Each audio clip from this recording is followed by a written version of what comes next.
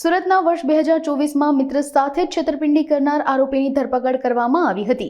આરોપી છેલ્લા 9 મહિનાથી પોલીસથી બચવા નાસ્તો ફરતો હતો। પોલીસે આરોપી ઓમ પ્રજાપતિને કોર્ટમાં આવતા જ ઝડપી પાડ્યો હતો, તેમજ જામીન અરજી સેશન્સ કોર્ટ સુરત દ્વારા નામંજૂર કરી દેવામાં આવી હતી। ઓમ પ્રજાપતિને પોતાના જ મિત્ર ફરિયાદી સાથે શેર બજારમાં રોકાણ કરવાના બહાને ₹75 લાખ પડાવી લીધા હતા। ત્યારબાદ પૈસા આપવાના બદલે આરોપી સંપર્ક વિહોણો થઈ ગયો હતો। પોલીસે આરોપીની ધરપકડ કરી વધુ તપાસ હાથ ધરી હતી।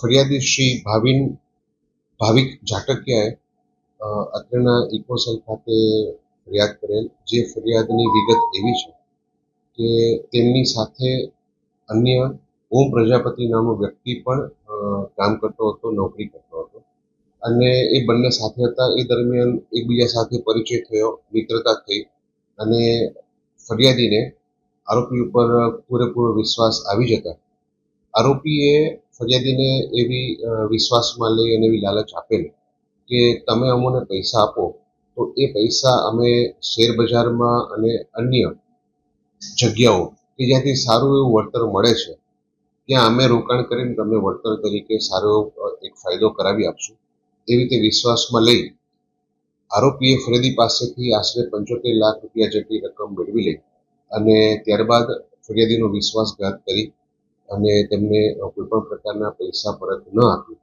પૈસા પોતે અન્ય જગ્યાએ પોતાની રીતે વાપરી નાખેલા। એ અનુસંધાને ગુનો દાખલ થતાં આરોપીને આજરોજ અટક કરવામાં આવેલ છે અને તેની ધોરણસરની પૂછપરછ કરી અને તેના રિમાન્ડ ચાલુ છે।